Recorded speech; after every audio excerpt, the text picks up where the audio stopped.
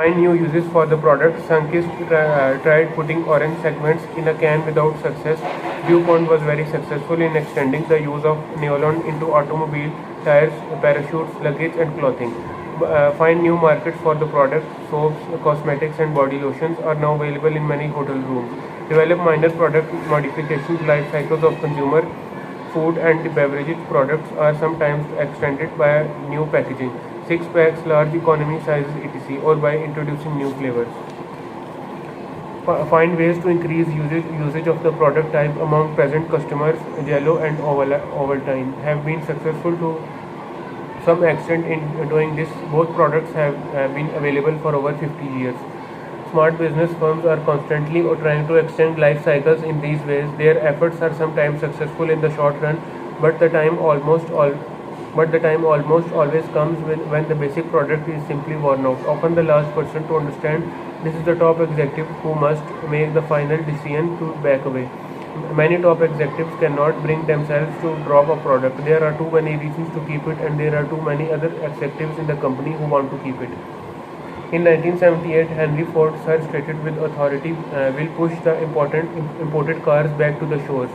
When a reporter asked, but Mr. Ford, didn't you say that the same thing in 1969? Ford replied, yes, this time we mean it, as import continues to grow to this day. We can only wonder if the entire US automobile industry is nearing the end of its life cycle. Product portfolio management. The PLC concept refers to a single product or a line of products that are closely related. In contrast, product portfolio management deals with all products or services offered at a given time by a particular business firm or by a division without a large corporation. This approach provides a framework for classifying each product into one of the four categories on the basis of its own strength and the condition of its markets. Then it considers the interrelationship between these categories in prescribing an appropriate strategy for each product. The strategy for each product or service depends not only upon its own situation but also upon its relationship to other products offered by the business firm. The notion of a portfolio of products came from the idea that each of it has stored a considerable amount of assets. It also deals with the effects each product line often has on the others and the need to consider all product lines in making decisions about any one of them. The principles of product portfolio management were developed especially for this purpose to help top management allocate financial resources among various product lines for maximum long-term profitability for the entire business firm and not necessarily for each product separately. While there are several different approaches to product portfolio management, the most widely used was developed by the Boston Consulting Group, a large management consulting firm. Like the other approaches, this one defines a framework for classifying all products within a company or business unit.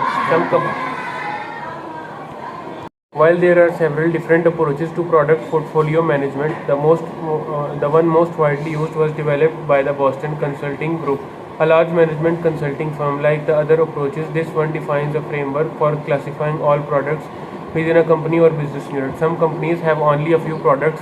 For example, Pepsi Cola has only a few types and flavors of soft drink, while other companies have several hundred products, metal toys, and over 600 items at one time. Smaller companies with only one or two products or service lines will not normally have much needed for portfolio management techniques. The Boston Consulting Group (BCG) proposes that each product or closely related product line be classified in terms of two factors: one, market share, and two, market growth. BCG feels these two factors are generally far more important than any other in determining the appropriate marketing strategy for each product. The resulting classification scheme is known as a growth share matrix. Four types of products. Products in each quadrant of the matrix are given a label that characterizes them in the terms of their implications for marketing planning purposes. BCG proposes the following beliefs. Stars. products or brands having high market share in products and categories that are showing strong market growth. This is the ideal situation of course. Cash cows, high market share in stable or declining markets. In fact, most of the consumer products on the market at any given point in time have rather stable or declining total sales for all brands combined.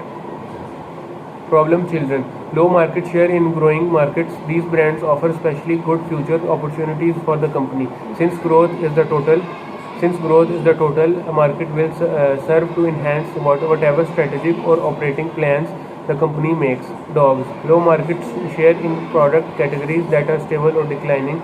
Obviously, there is less opportunity here. Success and disaster sequences. What should marketing planners do with the products in each quadrant of the matrix? The BCG proposes the following strategies for minimum long-term impact upon total company profitability. Success sequence: milk the cash cows, that is keep the profits from these products instead of investing them back into the same products.